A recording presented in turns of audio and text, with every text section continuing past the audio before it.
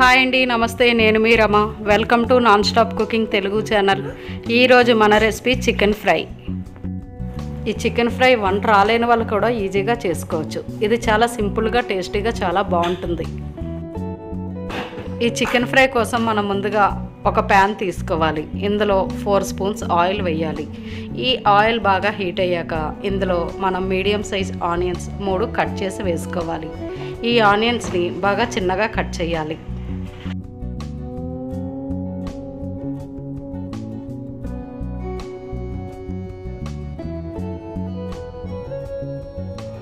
ఇప్పుడు ఈ ఆనియన్స్ని ఈ ప్యాన్లో వేయాలి.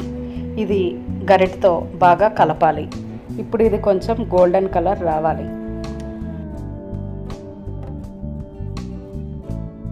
ఇప్పుడు ఇందులో మనం జింజర్ గార్లిక్ పేస్ట్ 1 స్పూన్ నిండా వేసుకోవాలి.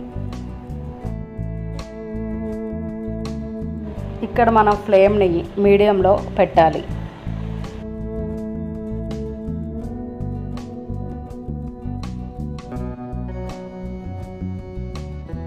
ఇది బాగా ఫ్రై అయిన తర్వాత ఇందులో మనం 750 గ్రామ్స్ చికెన్ తీసుకోవాలి. ఈ చికెన్ని బాగా శుభ్రపరిచి తీసుకోవాలి.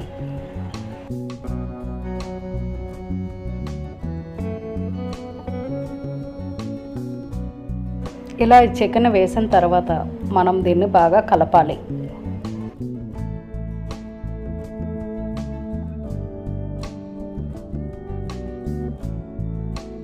ఇప్పుడు ఈ చికెన్లో మీ టేస్ట్కి తగినంత సాల్ట్ వేసి, అలాగే 1/2 స్పూన్ పసుపు వేయాలి. వేసి ఈ చికెన్ మొత్తాన్ని బాగా కలపాలి. ఇక్కడ ఫ్లేమ్ని మనం మీడియంలో పెట్టాలి. అలాగే ఇప్పుడు ఈ చికెన్పై మూత పెట్టాలి. ఇప్పుడు ఈ చికెన్లో వచ్చిన వాటర్తోనే ఈ చికెన్ అంతా ఉడకాలి. ఇప్పుడు 8 to 10 మినిట్స్ తర్వాత దీని మీద మూత తీసి ఈ చికెన్ మొత్తాన్ని మనం బాగా కలపాలి.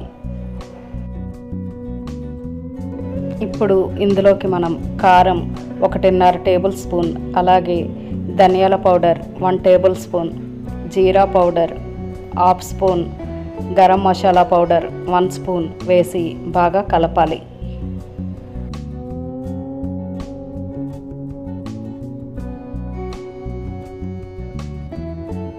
ఇప్పుడు ఈ మసాలాలన్నీ వేసాక మనం ఫ్లేమ్ని లో ఫ్లేమ్లో పెట్టాలి. ఎందుకంటే హైలో పెడితే ఇది మాడిపోతుంది. ఇప్పుడు ఈ చికెన్ మొత్తాన్ని బాగా కలిపి దీని మీద మూత పెట్టాలి.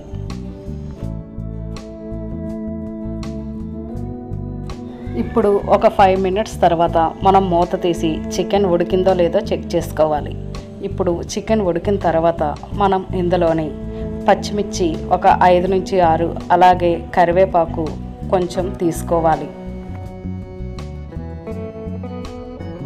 ఈ పచ్చిమిర్చి కరివేపాకుని మనం ఇప్పుడు చికెన్లో వేసుకోవాలి. ఇలా చికెన్లో వేసుకున్న తర్వాత దీనిపై మూత పెట్టాలి. దీని ఫ్లేవర్ చికెన్కి చాలా చాలా బాగుంటుంది. ఇప్పుడు 3 to 4 మినిట్స్ తర్వాత మూత తీసి చికెన్ బాగా కలపాలి. దీనిపై కొత్తిమీరతో గార్నిష్ చేయాలి. ఇప్పుడు స్టవ్ ఆఫ్ చేసి మనం చికెన్ని ఒక ప్లేట్లో సర్వ్ చేసుకోవడమే. అంతే అండి, ఎంతో రుచికరమైన చికెన్ ఫ్రై రెడీ. మీకు నా వీడియో నచ్చితే ప్లీజ్ లైక్, షేర్, సబ్స్క్రైబ్ చేయండి ఫ్రెండ్స్.